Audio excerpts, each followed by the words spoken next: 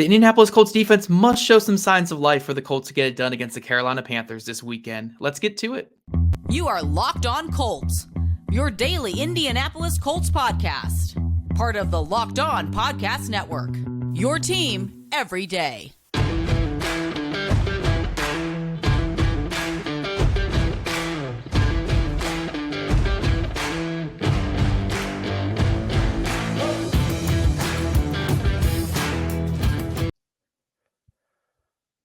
Welcome into another edition of the Locked On Panthers and Locked On Colts podcast, a part of the Locked On Podcast Network. I'm your host, Julian, the host of Locked On Panthers. He is the host of Locked On Colts, Zach Hicks. And again, we're part of the Locked On Podcast Network. Listen to our shows every Monday through Friday. Your team every day is our motto here on the Locked On Podcast Network. Subscribe or follow each of our shows for free on YouTube or wherever you listen to your favorite podcast. And be sure to follow me, Julian Council, on Twitter at Julian Council, and follow Zach on Twitter at Zach Hicks2. And make sure to check out our friends over at PrizePicks, who are our crossover Thursday episode sponsor. The easiest and most exciting way to play daily fantasy sports. Go to PrizePicks.com/LockedOnNFL and use code all lowercase LockedOnNFL for a first deposit match up to $100 on Sunday afternoon. The Carolina Panthers, who are finally, with a win at 1-6, will welcome to town the Indianapolis Colts, who are 3-5, coming off of a loss. 3 straight losses, actually, what I've seen.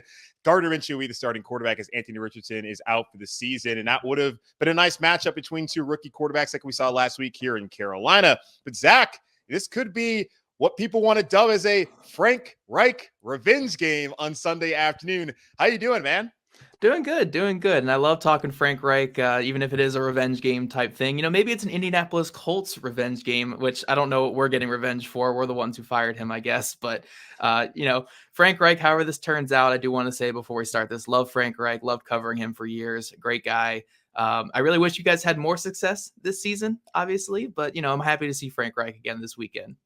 Yeah, so far things haven't gone as planned here in Carolina with this new coaching staff with Bryce Young as a starting quarterback. But I think Sunday potentially could have been a turning point. And Frank, he was asked about it multiple times on Wednesday afternoon, saying that, yes, he's highly motivated to win this game, but there's no vengeful outlook towards Jim Irsay and the organization, that it's just another game, but he understands that there's a different dynamic. He says both can be true. So Frank trying to be ultra political when talking about the game, but it's exciting to see all the parallels. I mean, you have Frank, who knows all the players. Shane Steichen, who interviewed here in Carolina, was with Frank Reich back in San Diego when he was the offensive coordinator. So it'll be a nice little homecoming for him. Parks Frazier as well, who was up there in Indianapolis a couple years ago. He's the passing game coordinator. So we know the whole Frank Reich revenge game, if you want to even call it, that's going on Sunday. But what's the biggest storyline right now for the Colts heading into this Week 9 matchup here in Carolina? Yeah, if you would ask me before the season, it would have been about how awesome this QB matchup's going to be, the two rookie quarterbacks facing off, and how excited we would get. But now, even with Gardner Minshew starting, the Colts offense has been pretty good. They're 6th in the NFL in points per game. They're scoring at a really high rate. They're 8th in explosives on offense. The real reason why the Colts are losing these last couple of games, why they've dropped 3 in a row, is their defense. And yes, you can make excuses for the Jaguars game. You could make excuses for the Browns game that the Colts offensive turnovers kind of limited their defense getting off the field. There are no excuses to be made for what just happened against New Orleans. There is no excuses whatsoever. They allowed 35 plus points again the last 3 weeks, but it obviously came to a head last week against the Saints, where Derek Carr had 11 yards per attempt. Derek Carr, of all quarterbacks, Oh, no. Derek Carr, who's bottom 5 in the NFL in yards per attempt going into that matchup, had 11 yards per attempt. The Colts pass rush was a train wreck. Their coverage was a train wreck. Their safeties were blowing assignments. Like, there was just nothing positive from the Colts defense this past game, especially again, where the Colts face another top 10 defense on the other side, and their offense still put up 27 points, but their defense could not get it done on the other side of the ball. The biggest story for the Colts is, can their defense actually figure something out against a Carolina offense that has not had a ton of success this year? They're going against Frank Reich, who knows this defense, knows the players, knows Gus Bradley, obviously, from last year when they worked together. So, they do have some things kind of going against them. But again, if there's no better time for a get right game than this Panthers team that just won their first game of the season. They're 1-6. Like, I'm not trying to overlook the Panthers because the Colts are losing games too, but you need to eventually get things right on defense. You're giving up 35 plus points to a Jaguars offense that's been inconsistent this year, to PJ Walker at quarterback against the Browns. And then That's again, our guy. yeah, we all love PJ Walker too. We love him out here in Indy as well. And then to Derek Carr, again, Derek Carr, 11 yards per attempt. That just can't happen. So the biggest story really is, can this Colts defense find something? Can they find something this week against the Carolina offense that has struggled this season? Has it been injuries that have been the issue for Indianapolis? To a degree. I mean, Grover Stewart, one of the best nose tackles in football, has been suspended for the last 6 years, going to be suspended for the next couple weeks. So he is out. They've lost a lot of corners. Isaiah Rodgers Sr. suspended before the year. They lost Juju Brents to injury, the rookie in the second round they took. They lost Dallas Flowers, their starting corner for the season. So there has been some injuries, but it would be just disingenuous to blame it all on injuries. It's just been a bad stretch. It's been a really bad stretch for this defense. Yeah, and we can relate to that here in Carolina, as injuries have really hurt the defense. Jaycee Horn only played the first half, didn't even finish it week 1 against the Falcons in that loss. They lost Shaq Thompson, their play caller there in the middle of the defense there at linebacker for the rest of the season because of a broken leg. They've had guys like Von Bell, who missed practice again on Wednesday, who's missed the last 2 games. Xavier Woods came back, the other safety, last week after missing 3 games. So the Panthers, they've dealt with that, especially losing corners. Dante Jackson as well. They've seen just a rash of injuries to a unit that we thought was going to be pretty good and went to last week, giving up the second most points in the league. And coincidentally, the 2 teams that are giving the most points up in the league going into last week, the Broncos and the Panthers, both were able to go out and come out on top. The Panthers only gave it 13 in that win against your division rivals, the Houston Texans, on Sunday. But the biggest storyline, I think, here in Carolina, it's not just the Panthers finally won a game, and the vibes are a little bit more positive than they were last week. And everyone understands at 1-6, this is still a team unlikely to make the playoffs, although they start winning a couple games, maybe beat Indianapolis on Sunday, have the Bears in a short week next Thursday and Thursday Night Football. You look at the rest of the division, they're not that far behind in the win-loss, as far as the loss column goes, from the rest of the division in the NFC South. But I think there was a level of disappointment from the fan base that the Carolina Panthers did not make a move at the trade deadline. I think it's Mike Cave, the Charlotte Observer, mentioned the last time a Frank Reich team had a deadline trade was back when he was with the Eagles, and they traded for Jay Ajayi. So it's not like it's been very often that at the deadline Frank Reich is going out there looking for some players to add or either to go send some players away. And he mentioned that Scott Bitter, the general manager here, that's kind of what he lets him handle. He'll be in some of the meetings. Scott will come talk to him, but Frank's really just focused on what he has and what the task at hand is going into the weekend. So there was some talk about Brian Burns potentially being someone the Panthers could trade away. I was opposed to that because the Panthers need more good players, not less good players. And they've already given up Christian McCaffrey and DJ Moore over the course of the last 12 months. So there's no sort of deal there. Some other players like Jeremy Chin, who's currently on IR, they could have traded him, but he's not available because on IR. Shaq Thompson as well. Then Terrace Marshall Jr. wanted to be traded. There was no deal out for him. He played 4 snaps last week. We'll see if that trend continues now that he's let it be known that he does not want to be here in Carolina. And Dante Jackson could have been another player the Panthers could have moved on from. So I think there's a little disappointment knowing what the Panthers gave up last year, or not even last year, a couple months ago, to get Bryce Young number 1 overall, that they're not able to build towards the future in a season that looks to be headed towards, well, what would be a top 10 draft pick. And only thing that matters at right now is the development of Bryce Young. So that's pretty much the top storyline. But also Bryce Young had a comeback win last week. It's been a while since we've seen a quarterback the Panther fans truly believed in do that. Sam Darnold was never able to do it back when he was really given the opportunity to be the guy. His last game as a Panther, they did have a walk-off win week 18 against the Saints, but it was already over as far as his fate in Carolina. Baker Mayfield never got it done. PJ Walker, who there wasn't really a belief that he would be the guy, he couldn't get it done. Teddy Bridgewater notoriously could never lead that game-winning drive. But Bryce Young, who they gave up a ton for, went out there and did it. So there's some positives there. While Panther fans are a little bit disappointed about what the draft compensation they didn't receive at the deadline is, they are a little bit excited about Bryce Young, what he can potentially provide moving forward after getting what could be kind of a turnaround drive for him and the organization moving forward to the second half of the season here in Carolina. We'll take a quick pause here on the show, then come back. We'll talk about some of the key matchups and key players that can help decide this matchup between the 1-6 Carolina Panthers and 3-5 Indianapolis Colts on Sunday. Again, this is a Locked On NFL crossover edition of Locked On Panthers and Locked On Colts. We'll be right back here in just a moment.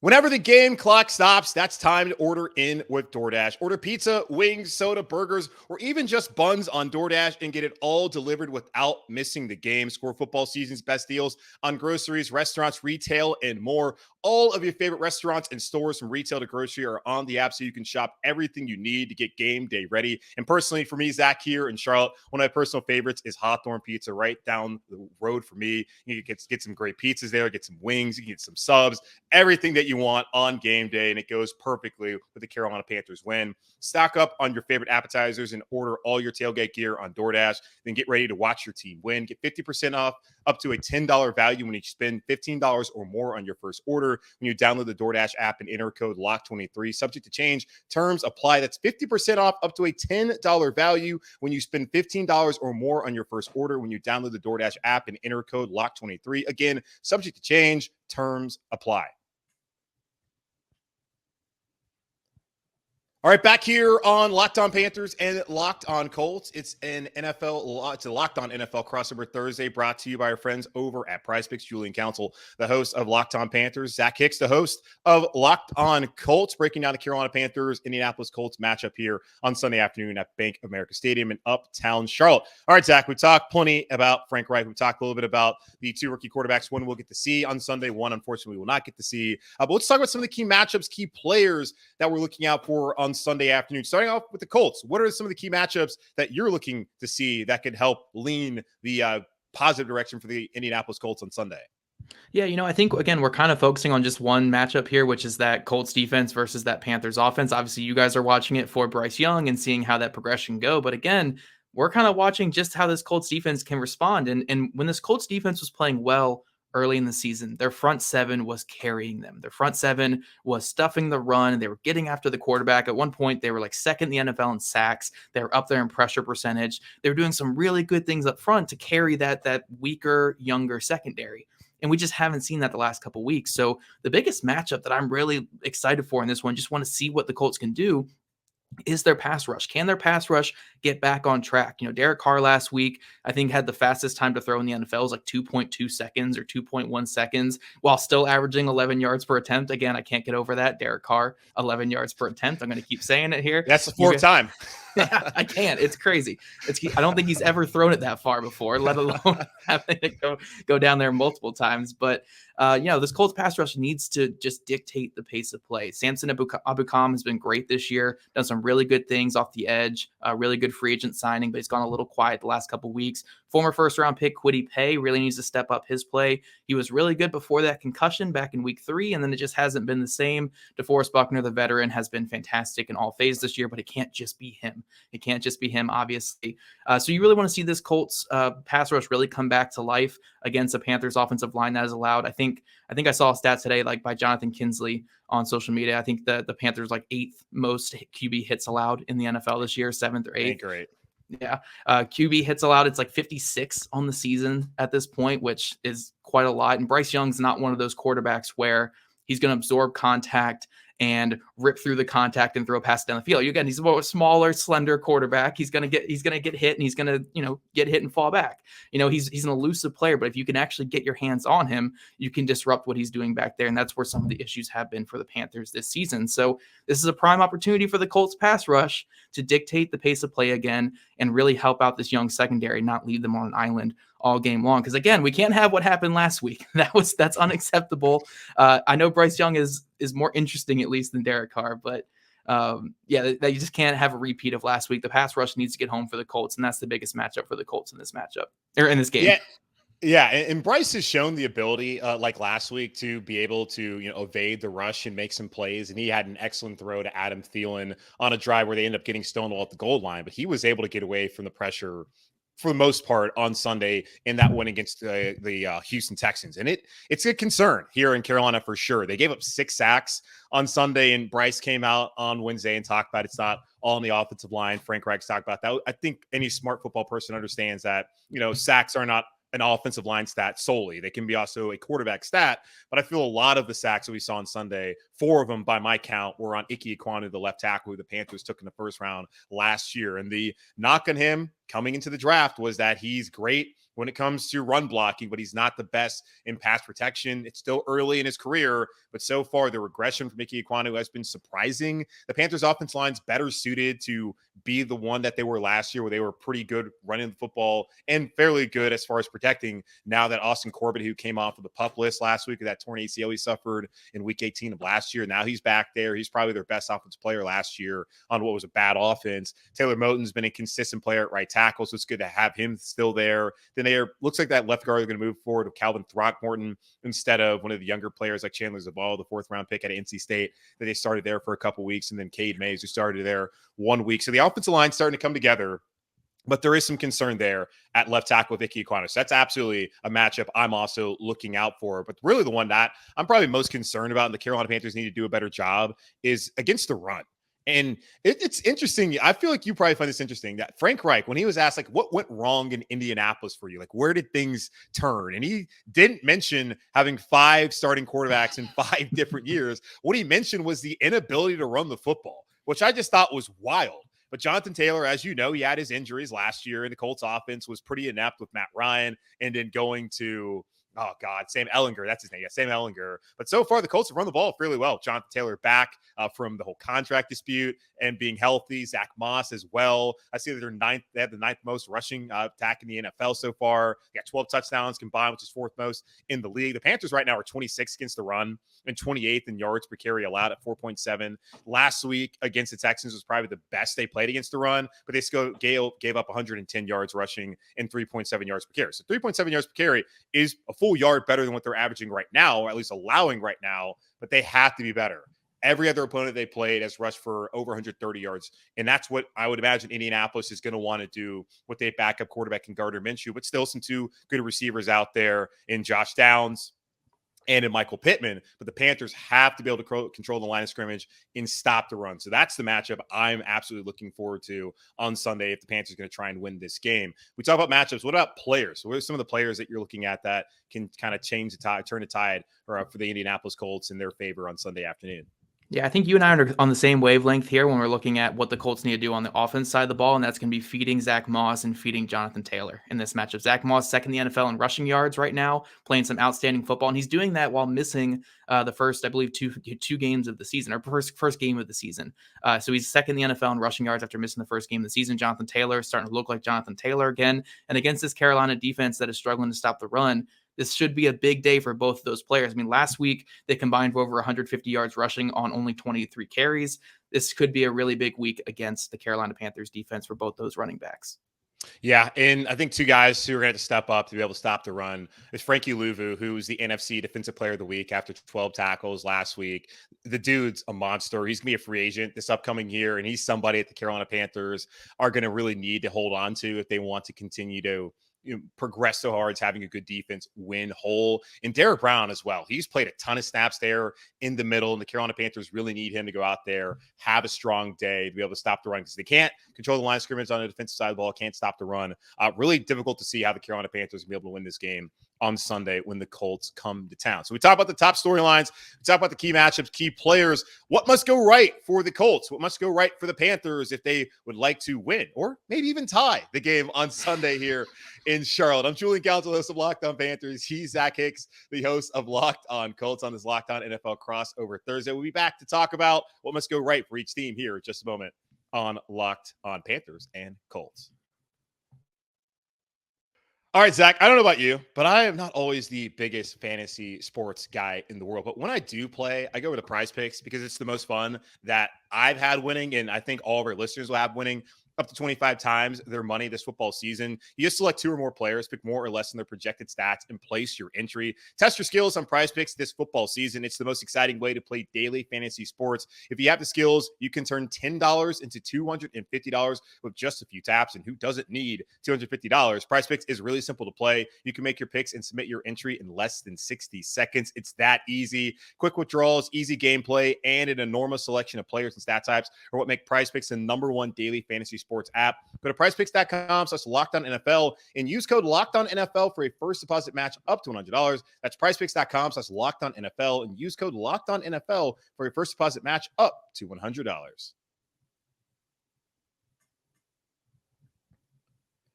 All right, back here on Locked On Panthers and on Locked On Colts. It's a Locked On NFL crossover Thursday brought to you by our friends over at PrizePicks. Julian Council, the host of Locked On Panthers, and he is Zach Hicks, the host of Locked On Colts. All right, Zach, the Panthers are 1-6. The Colts are 3-5.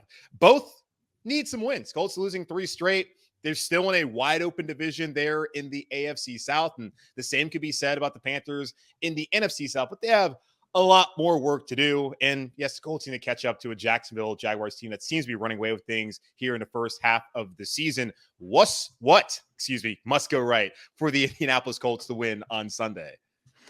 The defense. The defense. That's The it. defense. Just the defense. Look, again, this Colts offense, they're 6th in the NFL in points per game. They are 8th in explosive plays. They're starting to do a lot of good things with Gardner Minshew at quarterback. They're doing as much as possible as you can possibly do with who they have at quarterback. Again, Gardner Minshew at quarterback, they're still scoring points during this last 3-game stretch when the Colts defense has allowed 35-plus points in every single game. The Colts offense has scored over 20 in each of those games. They've scored over 20 in every single game this season, the last remaining team to do that this entire NFL season in 2023 so far. And again, with Gardner Minshew at quarterback for most of them. So it really comes down to, can this Colts defense get it on track? Again, on paper, you're looking at this Carolina offense and you're saying, okay, we can hopefully get something going here. Bryce Young has not been super effective this year. The Panthers offense has just not been that efficient, or it has not just been good overall, good overall. So this really should be a get right game for the Colts defense. But on the other side, the Panthers are looking at this as a get right game for their offense because the Colts defense has been that bad. So It really comes down to, exactly. Like, it really comes down to what the Colts defense does in this game. Do they bounce back from what they just did last week, that just monstrosity that we saw? Or is that the beginning of a trend? Is that beginning of a defense that is on their last leg and they're about to fall over and the Panthers are going to provide that one final push? I think that is going to be the biggest story, and what needs to go right for the Colts is that bounce back game for their defense against the Panthers offense that, again, has struggled this season. Yes, that is very true. The Panthers offense has struggled. And you look at last week, they needed a 15-play, 86-yard drive to bleed out the final 6:17 of the clock against Houston to win that football game. You look at their total yardage, it was 244. So 86 of the 244 came on that final drive. So when they needed it most, they got it done.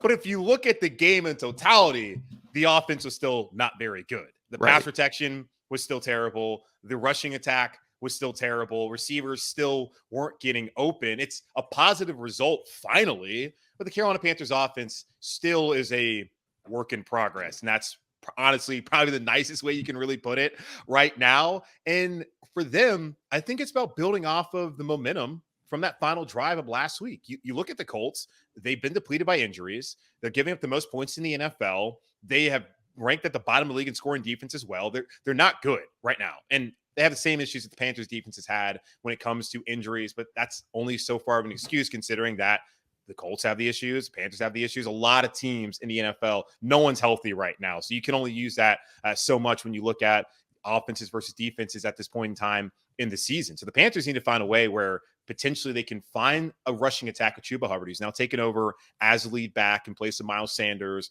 who has been largely ineffective. I've questioned whether he's healthy. Only had 2 rushing attempts last week for a grand total of 0 yards. So hard to see that he's going to be more involved in the offense this week, as they want to be probably a little bit more downhill, more physical with Chuba running the ball. That's what Frank Reich said on Monday after his day after press conference. And, Bryce Young showed some signs of, hey, this could be the guy long term when he was able to run away from the rush. He was able to make some plays, and his receivers let him down a few times. We saw a drop from DJ Chark. We saw a drop from Hayden Hurst, who, like Miles Sanders, has been largely ineffective so far in this offense. We'll see what Thomas Brown, who's going to be in his second game as a play caller after taking the play calling role from Frank Reich going into the bye week. We'll see what he's able to cook up against what's been a struggling defense for the Colts all season long. And the second thing for me, you got to let you got to have Gardner Minshew beat you.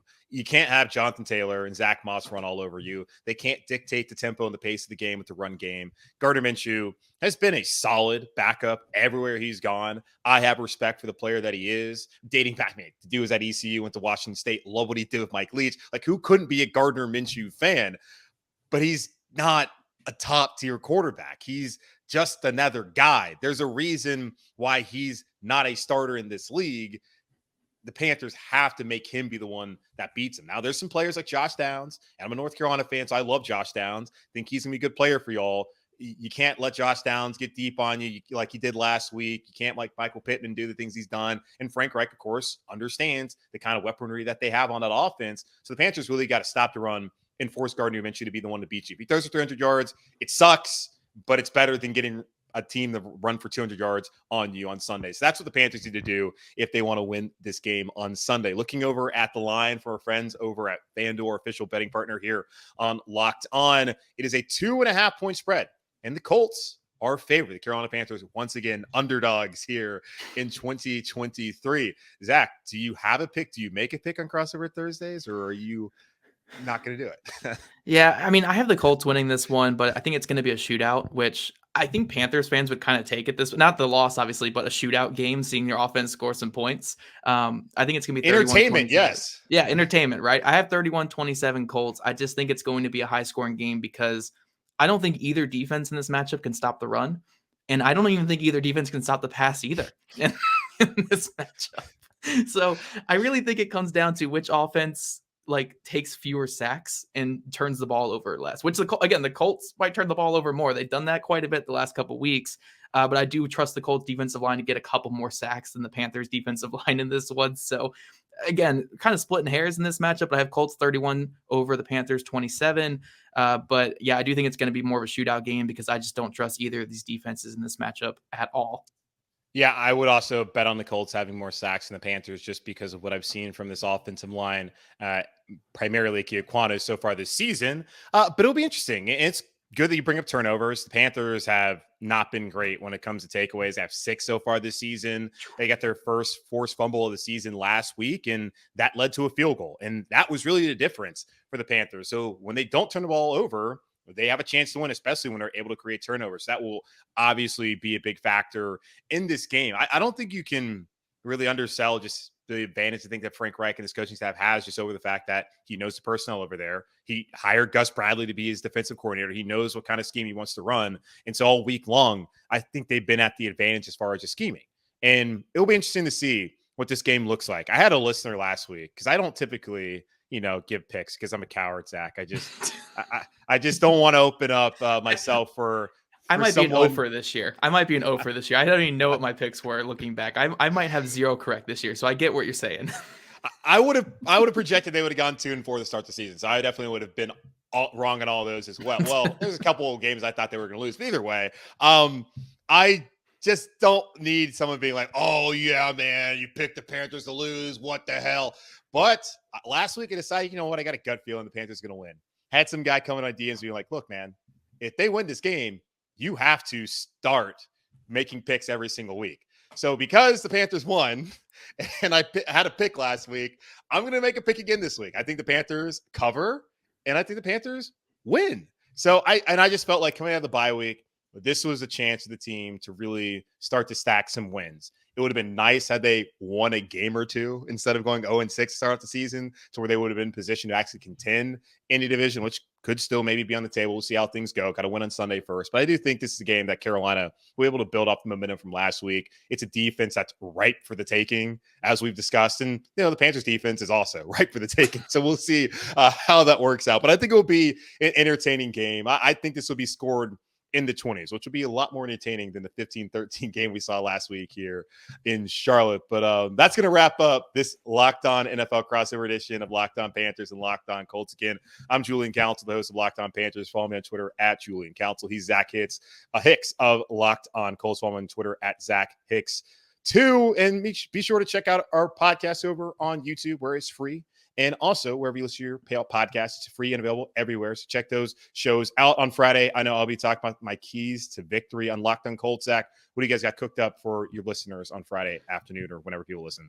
Yeah, no, same thing. Keys to victory and talking about what we need to see from the offense and again the defense. Like I don't know if we need to talk even more about it, but the defense as well, and then obviously our score predictions as a tandem there. But yeah, no, should be a fun one. Hopefully a fun one. Again, I don't trust either of these defenses, so I do expect it to be pretty high scoring.